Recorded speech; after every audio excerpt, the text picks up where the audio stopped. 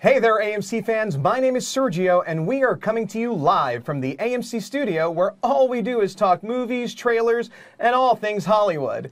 On today's show, we're going to go over some industry news. We'll also talk about some of those Academy Award Best Picture nominated movies, and more importantly, they're movies coming out tonight. Movies that you need to take advantage of and go buy tickets for right now. So get ready, don't go anywhere. This is your AMC Thursday.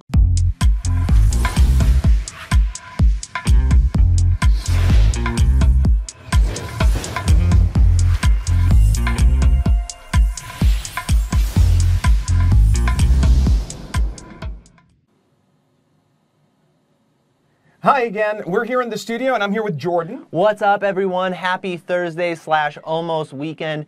Happy to be here and happy that you're spending part of your afternoon with us. Totally, and today is a big day for us. This is the very first time the Thursday Ticket is gone live. Our very first episode. There isn't anything bigger than that. So we're excited to give you the rundown, the lay of the land, what the show is and what its purpose is. So we've come together to create a show that gives you the know-how, help navigate you through the decisions of what movies to go see at what AMC theater near you. What we'll cover today is the weekend movie guide, where we'll discuss the movies that are coming out this weekend. After that, we'll go over the AMCI Spotlight, the AMC Independent Spotlight, and then we'll probably finish off with some of the promotions that are going on in our theaters that you need to know about so you can take advantage of. Yeah, and also on this show, we're going to talk about trailers, Hollywood news, and all things movies. And this past Sunday was the biggest event in sports. The Super Bowl. Was that you? That was football. Was that you throwing the football? Yeah, I think so. I liked that. I tried. And the game was great and really came down to the wire. But the thing that got me most excited were the trailers. Oh, dude. Totally. So I've always been a big fan of dialing in to obviously see the game, but for years it's been what commercials are going to be released, what this, what that. And over the last few years, Hollywood has really taken advantage of putting out their biggest, baddest trailers and TV spots during the big spectacle. And boy, were there trailers to be seen. Yeah, we saw TV spots for Annihilation, the sci-fi action thriller with Natalie Portman, which comes out in a few weeks, along with the Jennifer Lawrence spy flick, Red Sparrow, and the original horror film A Quiet Place, which stars real-life husband and wife duo John Krasinski and Emily Blunt. And then we also saw another 30-second spot for a little film called Avengers Infinity War. I was waiting for you to say that. So Avengers Infinity War, oh my God, what a tease. So the moment I saw the Iron Spider in living color, per se, it was the biggest speechless deal. You know, and seeing all these characters come together to fight Thanos. And I mean, why don't you guys sound off right now? Let us know what characters you were most excited about seeing, because Spider-Man was at the top of my list. Yeah, they really packed a lot of action in that short 30-second spot. But we also saw full-length trailers for Jurassic World Fallen Kingdom. Looks action-packed like the first one, and Chris Pratt and Bryce Dallas Howard are returning for this one. Can't go wrong. And we saw the first trailer for Mission Impossible Fallout, the 6th film in the Tom Cruise franchise. And I love those movies. I mean, they're chock full of action, big stunts, Tom Cruise doing his own stunts, so much so that, I mean, he's been doing so many interviews, you know, showing the scene where he jumped from one building to the other and broke his ankle, but then worked through that pain because he knew he wasn't going to be able to redo that scene forever. I mean, kudos to Tom, because you were the man. Mission Impossible looks awesome. Yeah, you cannot deny that Tom Cruise is a dedicated actor. Dedicated, put it mildly. Doing his own stunts and even breaking his ankle in the process. But the highlight for me was Solo, a Star Wars story. We saw a glimpse of the trailer during the Super Bowl, and then the full trailer debuted the next morning on Good Morning America. And fans have been clamoring for their first look at this film because it opens in May, and they hadn't seen anything yet for this film. And what bigger and better platform to give fans what they wanted than the Super Bowl. And the movie looks so fresh, so young. I mean, the costumes, the sets, even the vehicles that they're riding in. The movie, to me, looked like a little mix of Blade Runner meets Star Wars and all that. It just looks so awesome. Yeah, and those trailers that debuted during the Super Bowl weren't the only trailers that we saw this week. Earlier this week, we saw the first trailer for Deadpool 2, which I'm seeing on the internet being referred to as the untitled Deadpool sequel. Now, I don't know if that's the official title of the movie, but... Leave it to Ryan Reynolds to just kind of put that out there. I mean, I IMDb'd the synopsis, read the synopsis, it's a hoot. And while the trailer did not debut during the Super Bowl, Deadpool was active during the big game, live tweeting, and some of the tweets are a little too inappropriate to share on this show, but if you're looking for a laugh, check out Deadpool's Twitter account after this. And lastly, there was another trailer, yes, one that dropped this morning. Venom! Can't wait. I mean, it's the very definition of a teaser trailer. Yep. We didn't really even see Eddie Brock become the Venom character. Well, you see a little bit of something come up his neck right at the very end. But then it cuts to Venom. And Tom Hardy, of course, plays the titular character. Being a huge comic book fan, and Spider-Man, obviously, I mean, we talk Spider-Man for Avengers. This is Spider-Man's, like, nemesis. This is the ultimate anti-hero, and seeing Tom Hardy embody the role of Eddie Brock is going to be, I mean, the movie looks serious, it looks dark, it looks like it's going to be a really, really awesome movie. Yeah, and so this is going to be another movie where Tom Hardy's face is covered. That's right. Come see my movie. With, Bane in The Dark Knight Rises, even this last summer's Dunkirk, where he played the pilot, and he had that mask on as well. Yeah, but trailers aren't the only thing we want to talk about. We want you to know what movies you're going to go catch this weekend. So with that, let's get the show started with your weekend movie guide.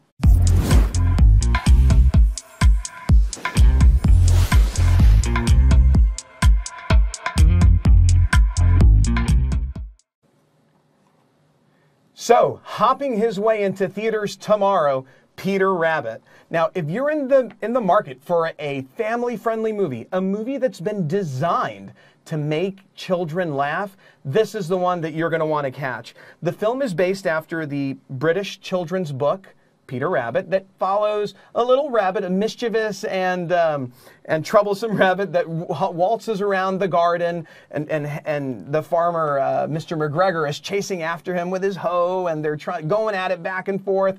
Let's hear what the cast had to say about the movie, because from what I understand, it was a really, really good time for all of them. Wait, didn't you try to eat me?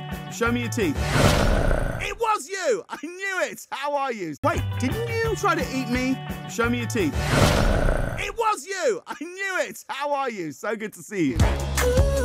It's a great film for all the family. Yeah. The kids are rolling in the aisles laughing at it, which is amazing. That's the best sound in the world. That's a good reason to go see a movie, I think. Absolutely. The real fun for me was watching Domhnall Gleeson get thrown around, having big physical fights, being thrown into walls. That was the most fun for me. I saw it in a theatre with children, and it was so priceless just hearing them peel with laughter. For me, was doing a kids movie was something different, and then a big part of it was getting to work with Rose. So any of the days when I got to work with Rose was pretty fantastic. Yeah, that's right. I really hope that audiences enjoy it, and I really hope that they enjoy it in an AMC cinema. That would be lovely. He's a rabbit. He wouldn't hurt anyone. Doesn't that movie look hilarious? I mean, that scene, bum, bum, bum, bum. It's die out loud. And one of the people that we spoke to was Domhnall Gleeson, who you may know from the Star Wars films as General Hux. And that's right. Man, does he get bullied in his movies. There is that common theme from one to the other. Yeah, you see the animals throwing him against the wall, and of course in Star Wars, Snoke and Kylo Ren kind of throwing him around as well. But joining Domhnall Gleeson in this film is Daisy Ridley, who of course plays Rey in the Star Wars films, and she voices Cottontail, and they're just two of the many talented actors in this cast. Yeah, I mean, when you look, I didn't realize, after looking at the roster of all the voice actors in the movie, you've got Margot Robbie, Sam Neill, Elizabeth Debicki, Sia the singer. And James Corden voices Peter Rabbit. James Corden, yeah, that's the big one right there. And joining Domhnall Gleeson on the live action side is Rose Byrne, who I believe is in some of the funniest movies of the past 5 to 10 years, most notably Bridesmaids and Neighbors. And, you know, the movie really appeals to families and to that younger audience, but with a cast like this, it's going to appeal to an older audience as well, especially if they grew up with this character. And you know what? I got to tell you, after looking at the videos that we have up on our website and seeing how impactful it was for the cast to portray these characters, I mean, Peter Rabbit's been around for a long time. The stories, you know, Beatrix Potter's stories were published in 1903. The character actually was conceptualized, came to be in 1893, which makes him 125 years old. And for the cast to actually be a part of this huge British part of culture meant so much. But yeah, 125 years old. So did you say that Peter Rabbit's 125 years old? 125. He does not look it at all. He still has, you know, the energy hopping around the garden. He sure does. Happy birthday, by the way, Peter, because we are 125. We are big fans. And actually, speaking of Peter Rabbit, in honor of the film coming out this weekend, I was thinking about rocking his blue jacket look. Why didn't you? That would have looked awesome. Well, I realize he does blue jacket and no pants. Oh, thank you for not doing it. So this would be our first and our last show. So I thought, you know, just let him own that look. No one rocks it better than him, and I will wear pants. I can appreciate that. But Peter Rabbit isn't the only movie coming out in theaters this week. 1517 to Paris is another one. Yeah, based on the true story which happened in August 2015, where brave men stopped a terrorist attack on a train from Amsterdam to Paris, and director Clint Eastwood did something interesting with his casting for this film. Sergio? Yeah, that's, I didn't realize until I started doing a little bit of research, the actors in the movies aren't actors by trade. The main characters in the movie were the actual people that were on the train that had to fend off that terrorist attack. And listen, I can't even begin to imagine what would have been going through those people's minds, reliving and having to play those scenes over and over to get it right. I mean, wouldn't there be some kind of PTSD or something that, I mean, who knows? I mean, maybe they also embraced the fact that, you know, they're coming back and they're telling the story because they're the ones that lived it, and maybe they're the only ones that can tell this story. That's a good point. But the film follows this trend of Clint Eastwood making films about real heroes, different heroes in their own respect, starting with American Sniper and Chris Kyle. Then he also did Sully. And now 1517 to Paris. But like you said, Sergio, this film doesn't have a Bradley Cooper or a Tom Hanks. It has the real life men who lived these events. And you know, not only does it focus on the courageous acts of bravery that they did in 2015, but it focuses on who they are as men, their upbringing, and their friendship. We actually have a behind-the-scenes look with director Clint Eastwood, who discusses casting these real-life heroes in his film. It hasn't been a conscious choice to make movies about heroes, but it's an interesting story about regular people doing exceptional things. This is not the common man, just three guys that grew up together. They were put in a position to have to act quickly. Go! Because it could have been a major disaster. There was 500 people on that train that day. I looked at a lot of actors, good actors too, but I kept looking at the guys and I kept looking at their faces. And finally one day I just said, do you guys think you could play yourself? And the more they thought about it, the more they got with it. And it turned out that they had a lot of natural gift. And it also was a bit of a catharsis for them to go back and relive the moment. I just look around sometimes and I'll look at Mr. Eastwood like across the room and I'll be like, oh my God, I'm standing here playing myself in a Clint Eastwood movie about my life. It's kind of like living it twice. We've experienced something amazing, so it's coming full circle. We get to relive 2 years ago how we were, so it's cool to see how far we've came in between. The whole thing has just been kind of mind-blowing for me. To be referred to as heroes is kind of a trip, and to be honest, we're just incredibly grateful that we survived that day. It was just kind of acting on impulse and God watching out for us or something, because we made it out alive. It was their experience. I mean, I knew what I wanted to shoot, but the adventure was for real. It was their story, because it was real life.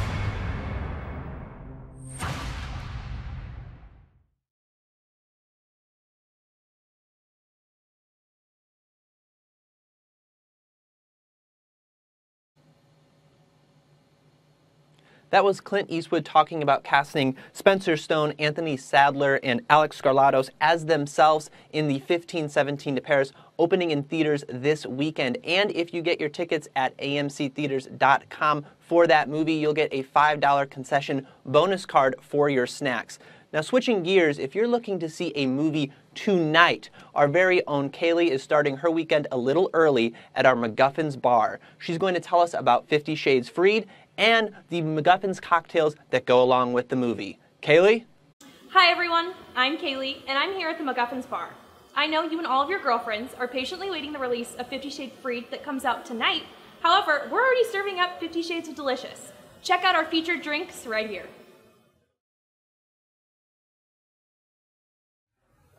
Our first cocktail is for the anticipated Grey wedding. It's called Something Blue. It's featuring Blue Chair Bay banana rum and our house sweet and sour mix, and it is marital bliss in each sip. Our second cocktail is for those of you who like something a little bit more on the adventurous side. It's called the Forbidden Fruit. It's featuring peach Ciroc vodka and Woodbridge Moscato, because we all know that the forbidden fruit tastes the sweetest. So now that we know what you guys are going to be drinking, let's talk about what you're going to be watching. 50 Shades Freed. Christian and Anastasia are back, and they are getting closer than ever as newlyweds, but we all know that it's not going to be all marital bliss. So let's check out the trailer.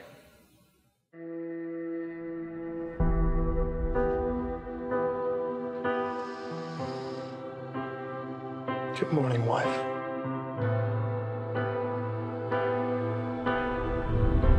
Good morning, husband. Don't ask me. Mrs. Gray, look out your window. What you know is true. I'm taking you away for the weekend. I just can't believe this is my life, that I get to live with you. Oh, I love your precious heart.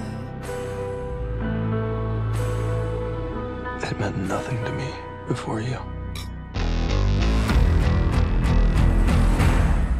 Anna Gray's office. We wanted to welcome the new fiction editor. And we could live I bought it for us.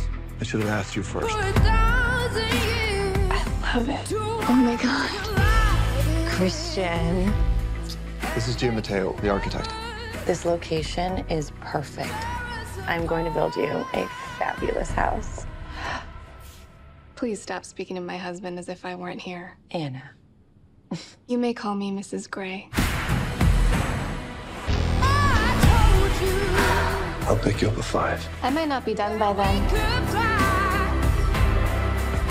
Cause we all have wings. We're being followed. But some of us don't know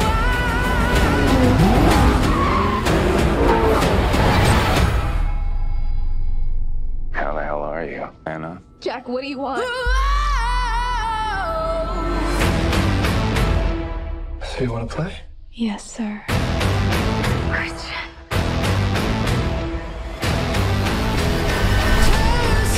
I made a vow to love you faithfully, forsaking all others, Did you sleep with her? to comfort you in times of need, and to keep you safe for as long as we both shall live.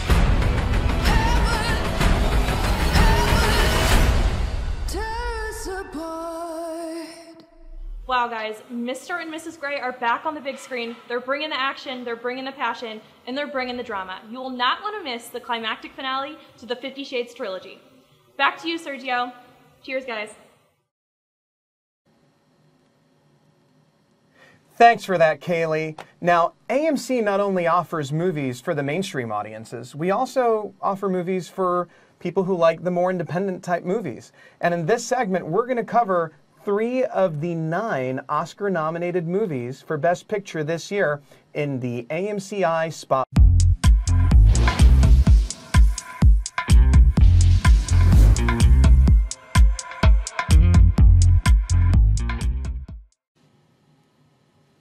So first up, 3 Billboards. Now, what can you say about 3 Billboards? The movie's been nominated at every award show pretty much. It has 7 Academy Award nominations and has picked up some major wins at other awards shows during this run, most notably winning Best Picture at the Golden Globes, for a drama film, and the SAG Awards, the Screen Actor Guild. It won Best Cast Ensemble, and Frances McDormand is I believe the favorite to win Best Actress come Oscar night. I mean, she's amazing. I mean, we've spoken about her day in and day out, and Frances's performance is so real, so nitty-gritty. Like, you can't tell who it is, if that's her in real life, and she's just amazing. So get out there, catch the movie. It won't disappoint. Yeah, and actually joining Frances McDormand, her 2 co-stars also have Oscar nominations in the supporting actor category. True. Sam Rockwell and Woody Harrelson. So that shows that that's a good movie if 3 of your actors have Oscar nominations. But going neck to neck with 3 Billboards is The Shape of Water, which has 13 Oscar nominations, which is just one shy of the record, which is 14 Oscar nominations for a single film. And last year's La La Land. And then it was Titanic. And All About Eve all have 14 Oscar nominations. But, I mean, the cast and crew must be really happy with 13, because that's a huge accomplishment. I mean, you're right, huge accomplishment. But I got to tell you, I am so proud to see a Mexican director, Guillermo del Toro, go up there. And when he was at the Golden Globes giving his speech about how he's just so happy and it's been a long time coming, and thank you for letting me bring my monsters to life. I mean, when you look at his previous works, Pan's Labyrinth, he's such a whimsical and magical director. Yeah. And seeing his visions come to life has been nothing short of a treat. Yeah, and he's, Guillermo del Toro is such an original storyteller, and it's so great to see his film and his work get the love that it deserves. I agree. And there's so much love that's being given to him on the West Coast. I mean, California, I mean, all these places with heavy Mexican, presence are coming out in droves because that movie is making money. Yeah, absolutely. The other film that we're going to talk about is Lady Bird, which is also picking up major awards. Love, nominated for 5 Academy Awards, including Best Picture, Best Director, Greta Gerwig. That's right. And seeing Greta Gerwig be the only female director nominated this year, I mean, that is powerful. Yeah, well, even more powerful than that, she is the only the 5th woman to be nominated in that category. No way. Which is huge. But the movie is this great coming-of-age movie coming-of-age story, rather, about this girl going through high school in Sacramento, California, and her relationship with her mom, and trying to just figure her life out. And I haven't seen the movie yet, but I know I will before the Oscars comes out. I heard that she's dying to get out of Sacramento? Yeah, she is looking at colleges and she wants to move to the East Coast where she says there's culture. Oh. But Lady Bird is played by Saoirse Ronan, who's nominated for Best Leading Actress. And she's only 23 years old and has 3 Academy Award nominations. And what an accomplishment for such a young woman to receive that many awards. I am 23 years old and I'm just astounded by her success so early on. And we're going to see a lot more of her in the years to come. Agreed. Such an absolute talent. Agreed. So those are 3 of the 9 Best Picture nominated films. If you want to see them back to back, we have our Best Picture Showcase, where you can see them split across a 2-day marathon or a 24-hour marathon. But we have your quick rundown of the 9 nominated films. Check this out. You may think that thing looks human. Stands on 2 legs, right? I'd do anything to catch your daughter's killer. I don't think those billboards is very fair. The time it took you to get out here whining like a bitch, Willoughby. Some other poor girl's probably out there being butchered right now. Get out! Sink into the floor. If there's too many white people, I get nervous. You should just go to City College. With your work ethic, just go to City College and then to jail, and then back to City College, and then maybe you'd learn to pull yourself up and not expect everybody to do everything.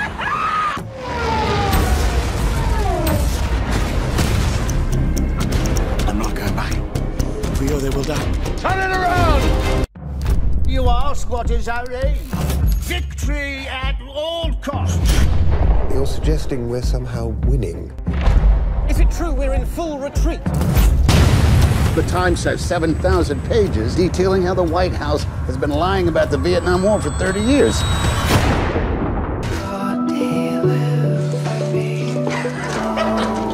Nature has cunning ways of finding our weakest spot.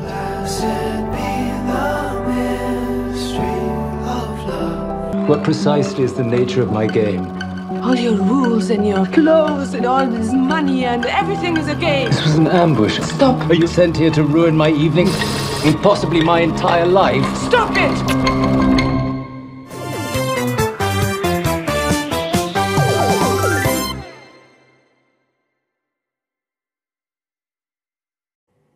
So there you have it. Those are the 9 films nominated for Best Picture at this year's Academy Awards. Like I said, if you want to see them back to back, you should definitely check out our Best Picture showcase. For more information and to get your tickets, visit amctheaters.com/BPS.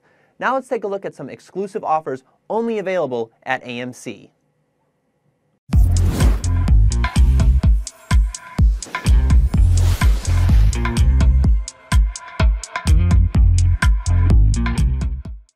Hey AMC movie fans, Jake here at the Winchester Mystery House. True events and phenomena at this world-famous home inspired the horror film Winchester.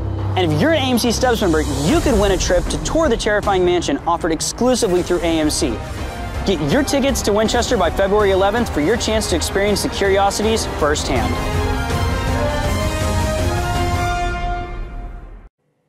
So coming out next weekend is one of the most anticipated movies of the year, Marvel Studios' Black Panther. It's currently sitting at a 99% on Rotten Tomatoes, so if you can't wait to see this movie, you need to get tickets to our opening night fan event in Real D 3D. You'll see the movie an hour early, you'll get a regular popcorn, a collectible coin, and see some special content. It's Thursday, February 15th at 6 p.m. Check out this video. What do you know about Wakanda? On Thursday, February 15th, be the first to see Black Panther with exclusive extras. Let's go! Opening night fan event, February 15th at 6 p.m. Get tickets now.